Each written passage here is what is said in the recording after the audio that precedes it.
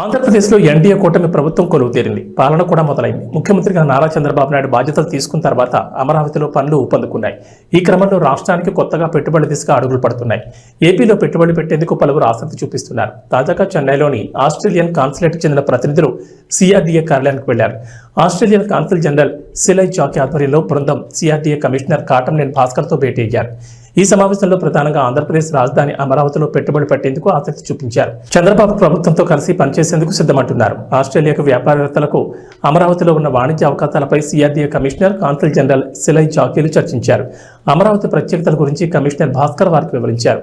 వారు కూడా పలు అంశాలపై వివరాలు అడిగి తెలుసుకున్నారు. అమరావతిలో పనులు ఎప్పుడు ప్రారంభమవుతాయి, రాజధానిలో ఏ రంగాల్లో పెట్టుబడులకు అవకాశాలున్నాయని ఆస్ట్రేలియన్ కాన్సులేట్కు చెందిన ప్రతినిధులు ఆరా తీశారు.